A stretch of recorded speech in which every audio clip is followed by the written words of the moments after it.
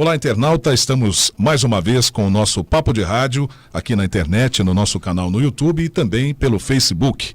Hoje eu tenho a grande alegria de receber aqui Biagione Neto. Biagione foi locutor durante muito tempo, hoje é apresentador de televisão, mas ainda milita no rádio. Sim. Produtor e sonoplasta de mão cheia. Biagione, seja bem-vindo, é um grande prazer ter você hoje aqui no nosso Papo de Rádio. Prazer é meu, Magalhães. Se bem que eu tô meio nervoso hoje. A gente não dá entrevista, a gente faz entrevista, né? Então quando tem que dar uma entrevista fica meio nervoso, traz até a colinha junto. Aí que bacana, né? Que coisa. Mas eu queria em primeiro lugar agradecer o seu convite e parabenizar você por esse seu trabalho, essa sua iniciativa que trouxe à tona aí histórias do rádio de São João da Boa Vista que não podem ficar esquecidas, né? A gente tem muita coisa aí que escreveram, tá? Mas nada como você vê o próprio autor daquilo que aconteceu, né? Do fato, podendo passar isso.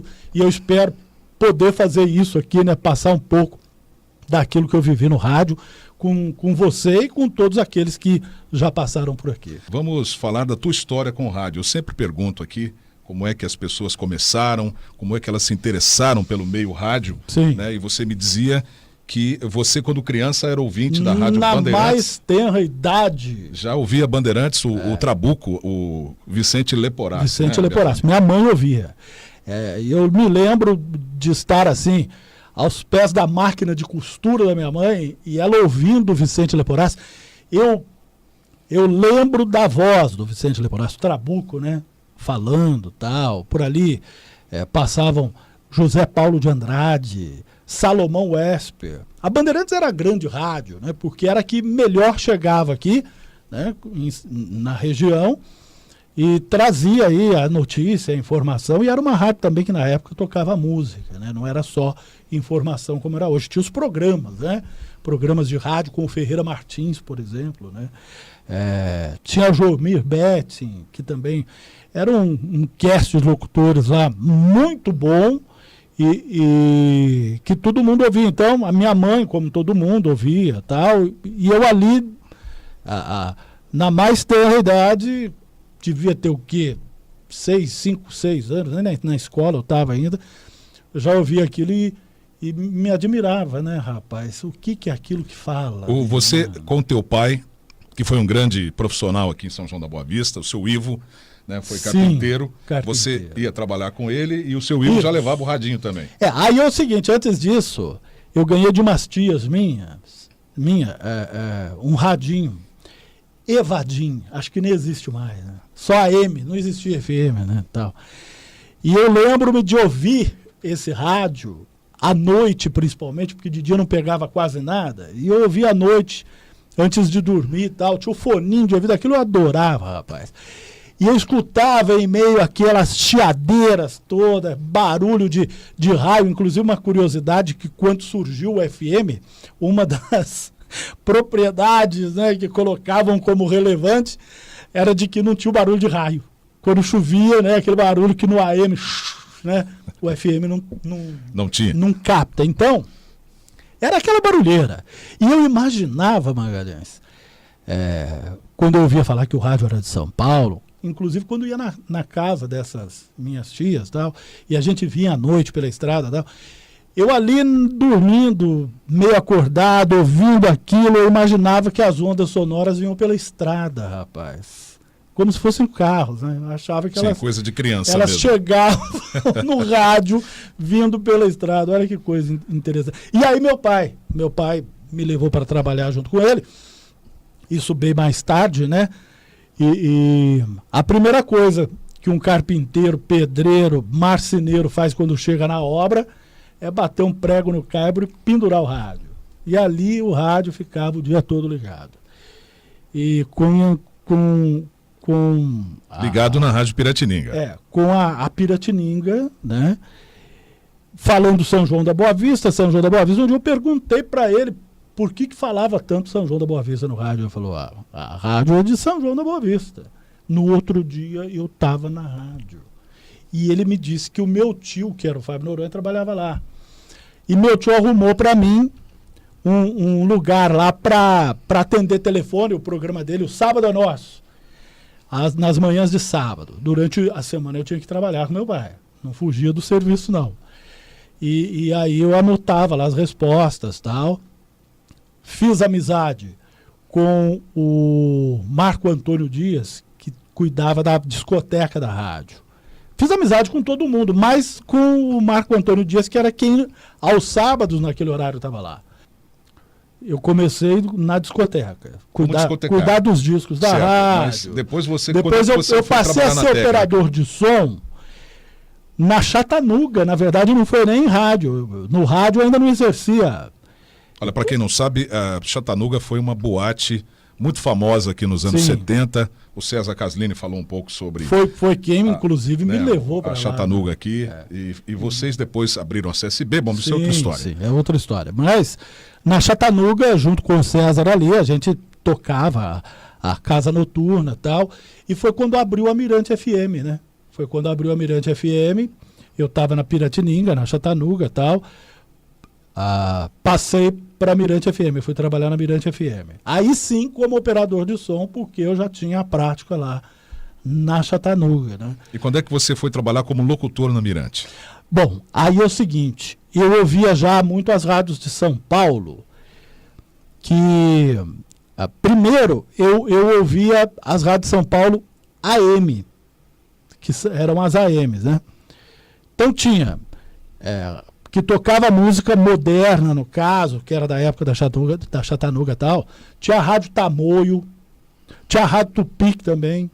E acho que a grande rádio da moçada na época era a Mundial. Rádio Mundial do Rio de Janeiro. Rádio Mundial do Rio de Janeiro. Que é do Sistema Globo de Rádio. Sim. E hoje é a CBN do Rio. Sim, enquanto e isso... o cara que acontecia naquela época era o Samuel França. Samuel França, Rádio Mundial. Rádio Mundial.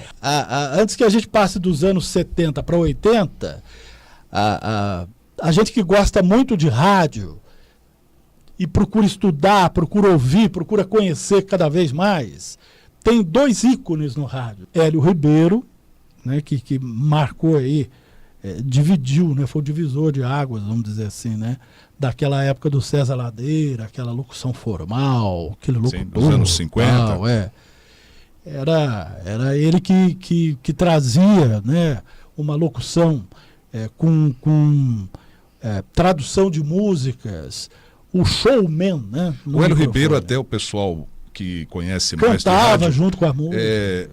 Diz o seguinte, que o Hélio Ribeiro foi para o rádio o que o Boni foi para a televisão. Certamente. Ele revolucionou mesmo o rádio, a programação e tudo mais. Inclusive, muito pouca gente sabe, Magalhães, mas existem programas em grandes emissoras de rádio hoje, das mais diferentes, não só a Bandeirantes, que foi onde ele na época era diretor, que até hoje os programas têm o mesmo nome que ele colocou lá atrás, alguns até as mesmas vinhetas, né? Então ele foi a grande diferença do rádio. Certo, o primeiro é o Hélio Ribeiro, depois o Julinho Mazei. Aí sim, quando eu comecei a querer fazer locução e tal, chega o Julinho Mazei, com um rádio completamente diferente, já no FM. Com uma influência muito grande dos locutores das rádios norte-americanas. Era uma coisa incrível. Todo locutor no Brasil queria falar que nem o Julinho Mazei. Era incrível.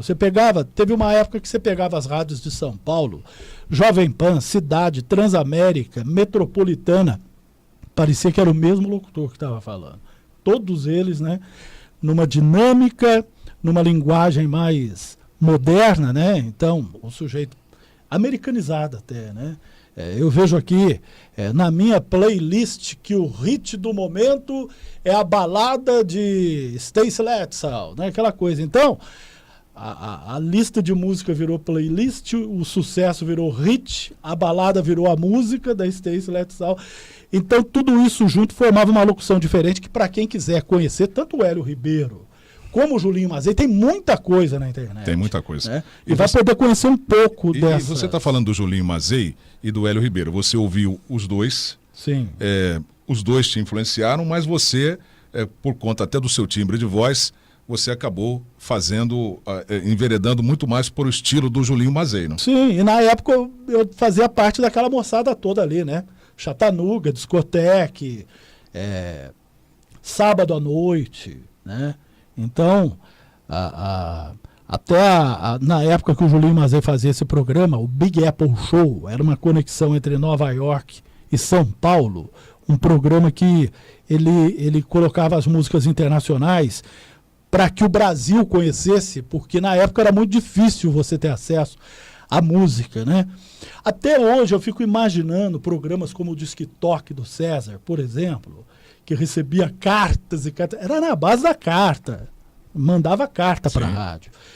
Hoje com o WhatsApp, rapaz, eu fico pensando, um programa que nem o Big Apple Show hoje, com, né, aquilo, se você conectar São Paulo, Nova York, era a coqueluche do momento, né? Era o programa de sábado à noite que ninguém perdia, né? O Bia, o Manhã 92, né, que você apresentou durante muitos anos na Mirante, começou nesse embalo. Nesse embalo. E a gente tem aqui dois estilos de abertura, inclusive, do Manhã 92, né? Vamos ouvir, primeiramente, o estilo que tem uma levada mais Julinho Mazei. Sim. Né? Vamos ouvir agora. Viajando Neto na sua companhia agradável e gostosa até o meio-dia, trazendo os grandes sucessos do momento aí, muita informação em altíssimo astral. Essa era de Bonnie Tyler, lembra? Uma nova versão super bala, dançante para você com Nick French, Total Eclipse of the Heart. Bom dia!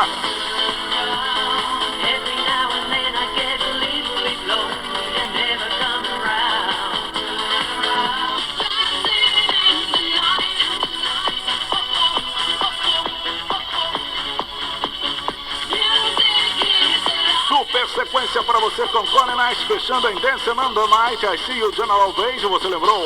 Private Araho com B-52, e lá em cima, Nick French. Começando em altíssimo astral, amanhã de segunda-feira você ouviu Total Eclipse of the Heart. Manhã 92, trazendo para você daqui a pouquinho a mais pedida via 232604. FM 92.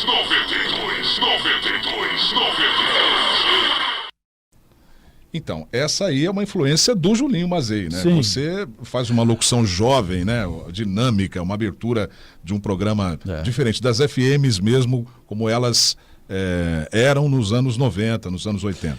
Porque na verdade a FM, quando apareceu, a proposta dela era uma rádio com som ambiente, né? Aquela coisa, só música e tal, né? Mas depois foi se transformando, né? Você vê que começou a ter que entrar comercial, começou a ter que fazer parte ali, né, do contexto atual que exigia, né, um locutor. O rádio sem locutor não tinha, né?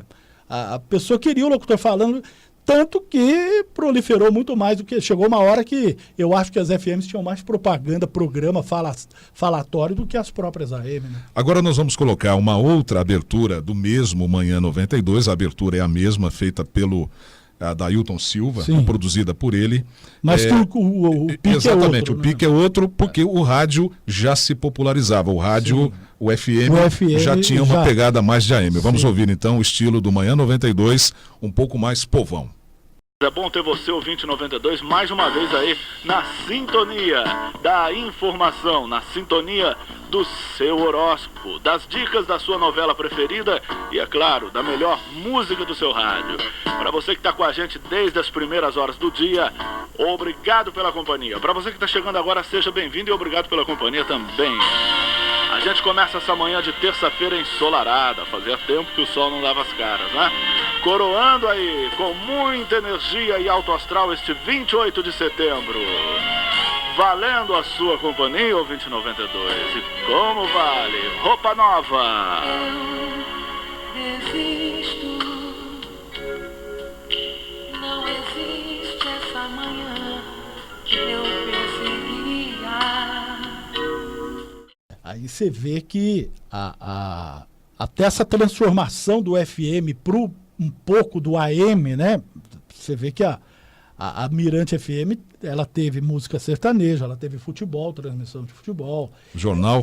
O jornal era uma AM. E assim outras fizeram também, né? Porque aquele primeiro momento da FM não deu certo. A rádio Vitrolão, só tocava música, né? Aí há um segundo momento que era a segmentação, né? Ela também acabou não dando certo, pelo menos no interior, tá? Hoje... Houve até uma experiência em São João, né? A Leste FM, que era uma rádio classe AA. Sim. Também não prosperou justamente por isso, né? O interior talvez não tenha, naquela época, compreendido essa proposta. Certo. É verdade. Então, foi aí que a Mirante FM conseguiu um índice de audiência fantástico, que eu acho que não existe hoje na região uma rádio que consiga fazer o que foi feito naquela época. Esse programa também se presta para revelar bastidores do rádio de São João da Boa Vista. E o César, depois que nós gravamos o programa com ele aqui, ele falou, puxa, esqueci de contar um episódio aqui envolvendo a mim e a Cecília Carvalho na apresentação do Jornal Mirante. O Biagione também estava lá. Que eles tiveram uma crise de riso. Conta isso aí pra gente. Não foi uma vez só. Uma não, várias vezes. Foram várias vezes. Algumas delas, como, por exemplo, na questão do Golfo Pérsico, aquela época da guerra lá, o jornal parou, não teve como continuar, ninguém conseguiu dar continuidade no jornal por um erro bobo, né? Eu estava lá lendo o jornal, de repente, eu falei Golfo lendo o Pélsico, né? O Pérsico. Então, o Pérsico, né? E aí saiu o Golfo. Golfo Pélsico. E eu fui consertar, saiu Pélsico, mas de um jeito que a pessoa viu que eu me embananei, tentei consertar, ficou mais feio ainda. Aí parou. Parou e ninguém... Tem um outro episódio, mas nós não vamos poder dizer aqui, porque trata-se de um mafioso italiano que tinha um sobrenome que era um palavrão. A gente não vai poder falar, né? E o redator era o Marcos Bueno, Castor, né? Levou o texto ao texto. É outro. Né, o Marcos Bueno levou o texto e, enfim, ninguém conseguiu ler, né? Não conseguiu. Mas teve uma outra, inclusive com a participação do... Não sei se foi o Castor, né? Pode ser que não. Era o redator da época, ele acabou a notícia numa folha e eu virei e não tinha mais nada. E ela acabava justamente naquela época, a prefeita Luísa Erundina, em São Paulo, havia dado uma entrevista e aí eu peguei e falei. E a prefeita Luísa Erundina disse, virei, não tinha nada. A minha saída foi dizer, a prefeita Luísa Erundina não disse absolutamente nada. Aí acabou o jornal também. Não precisa nem dizer que para. Exatamente, não dá para continuar depois disso. Então são coisas assim que realmente tiram do ar qualquer jornal, né? Biagione, você no Manhã 92 era um fenômeno de audiência, recebia muitas cartas. Quando o programa estava no auge, né, você tinha uma relação muito próxima com os ouvintes, né? Você era uma referência na cidade, na comunicação. O que você guarda dessa época que você apresentou o Manhã 92? O carinho dos locutores, né? Dos ouvintes. Eu até hoje tenho amigos assim que... por exemplo, quando eu vou abastecer o carro no posto, tem quem chega falando Manhã 92, né, que era a vinheta do programa. Biagione, precisava voltar a fazer aquele programa, tal. E tem outros que falam do papo de novela, que a gente pegava o capítulo da novela à noite, né? Mas a gente não simplesmente passava o capítulo, Magalhães. A gente enfeitava aquilo de um jeito... Aliás, isso é importante você ter falado, porque você... sendo um sonoplasta dos melhores que eu já conheci no rádio, nós trabalhamos juntos e a gente tem por conta dessa convivência, a gente imagina o quanto que você deve ter produzido antes, né? Porque eu vim trabalhar no rádio bem depois de você. Inclusive você vai achar bastante vinheta feita. Exato. A vinheta de abertura do Manhã 92, a voz é do Adailton Silva. Adailton Silva, é uma vinheta muito bem produzida. Para a época, né? A tecnologia da época não... Era bem menos avançada como é a de hoje no rádio. Ô Magalhães, como é que era para fazer isso? A gente chegava a usar 2 toca-discos, um gravador de rolo. Na época eu acho que a caceteira estava aparecendo, nem era o MD que surgiu depois, né? Depois disso ainda surgiu um aparelho que você podia acelerar a voz, você podia cair um pouco o ritmo da locução e tal, mas isso foi depois. Eu sei que a gente chegou a usar gravador de rolo, caceteiro e 2 toca-discos, tudo de uma vez, para fazer aquela gravação. Você calcular o tempo de tudo certinho para poder fazer aquilo que em outras rádios você tinha equipamento para fazer aquilo lá. Essa, inclusive, vamos colocar a vinheta aqui. A Mirante FM traz pra você Manhã 92. Mirante, primeira da cidade. Então, esse é o resultado, né? Sim. Usando quase todo o equipamento disponível da época para conseguir esses efeitos. Sim. Uma vez eu descobri que quando você dava o pause na caceteira, com o microfone aberto e próximo à caixa de som, você tem a microfonia, né? Mas eu descobri que quando você dava o pause ou o stop, eu não vou lembrar, havia um som metal que fazia assim, e eu comecei a encerrar as vinhetas com aquele som, você entendeu? E ninguém sabia, pô, que bacana, que legal, ninguém sabia que aquilo era eu descobri ali um efeito que vinha ali daquela... E você foi uma vez surpreendido pelo pessoal do esporte falando num cano de PVC. Conta isso aí pra nós. É verdade. É verdade. É outro meio de você conseguir aquilo que você não tem como conseguir com equipamento. Eu ouvi um prefixo, não me lembro se era da Transamérica, as duas brigavam na época pela audiência. Transamérica era Transamérica e Jovem Pan. E eu lembro que uma delas tinha um prefixo, que eu ouvi aquele prefixo, parecia que o cara tava falando de Marte, rapaz. Era aquele som espacial, aquela coisa. Falei, meu Deus do céu, como é que eu faço para conseguir tirar esse som? Aí, eu falei, parece que o cara tá falando dentro de um tubo, dentro de uma bacia, sei lá. E lembrei que no fundo da rádio tinha um tubo de PVC dessa largura, mais ou menos, assim, grande, né?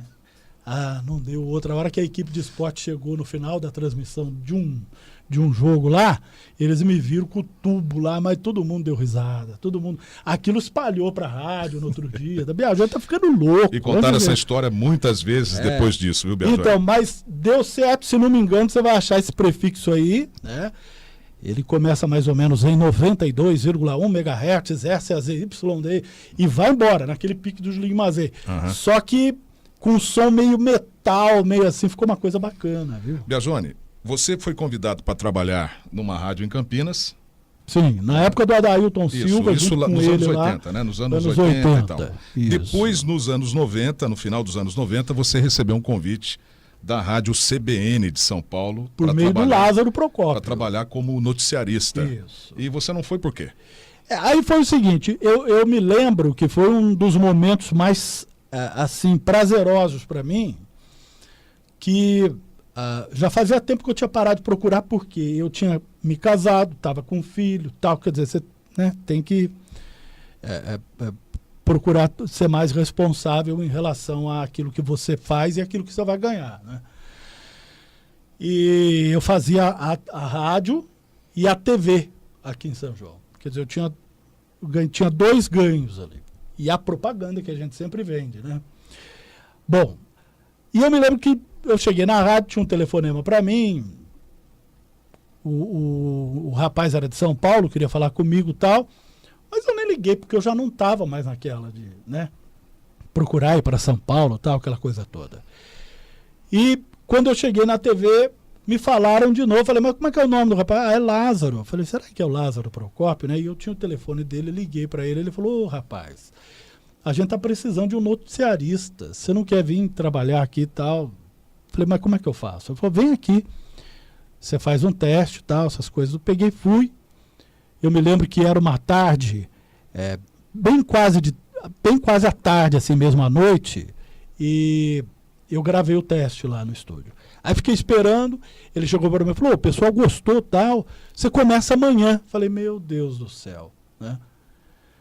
Aí fiquei daquele jeito, porque as coisas ali acontecem meio que assim, né? O cara quer que se vem É para ontem. É para ontem. Você tem que, né? Surgiu uma vaga, o outro entra e tal. E a hora que me apresentaram lá o quanto eu ia ganhar, rapaz, eu lembro que aqui, com a rádio, a TV, mais as propagandas, eu ganhava mais do que aquilo que eu ia ganhar em São Paulo, tendo que pagar aluguel, viagem, tinha casado, filho e tal. Então, infelizmente, eu não pude aceitar. Foi uma coisa assim que me marcou muito, porque é aquilo que você quer, né? Você, quando começa a trabalhar no rádio, você almeja os grandes centros, né? As grandes emissoras. Mas não dava mais, para mim já não era mais a hora, assim, entendeu? Biagione, você foi mais feliz trabalhando na Rádio Piratininga ou na Rádio Mirante? Olha, rapaz, eu acho que são felicidades diferentes. A Piratininga era era o surgimento de como é que eu posso explicar? Um espaço que eu não sabia que aquilo existia em São João. Eu me lembro a primeira vez, Magalhães, que eu cheguei na Rádio Piratininga, que eu ouvi aquelas vinhetas, aquela voz daquele locutor ali na sala de espera, e eu sabia que aquilo estava ali dentro, né? Já não estava mais tão longe assim. Aquilo me emocionou muito. Então você acha que a Piratininga foi a felicidade da descoberta? Sim. E depois a Mirante foi a consolidação daquilo por aprendizado, né? Você aprender aquilo que você tanto gosta, né? Foi lá verdadeiramente a minha escola, né? Porque na Piratininga eu tive mais na discoteca, né? Pouco fiz ali, eu fui aprender a ser operador de som mais na Chatanuga do que na Piratininga. Mas depois na Mirante não, já entrei como operador de som, e depois nessa curiosidade de gravando vinheta, gravando isso, gravando aquilo, eu comecei a fazer a locução já. Biagione, muito obrigado. Opa, eu é que agradeço. Valeu mesmo, muito obrigado. Mais uma vez, você ter me convidado para fazer parte, né, desse grupo de locutores que até agora apareceram aqui e que a gente tanto admira, né? Tem uma história juntos, né? Inclusive Exatamente, você. uma história boa. Isso. E parabenizá-lo por esse trabalho que coloca aí para todo mundo ver um pouquinho de cada locutor, e se juntando tudo, você vai ter a história do rádio em São João da Boa Vista, Magalhães. É isso aí. Um grande abraço a você que esteve conosco e até o nosso próximo Papo de Rádio aqui na internet.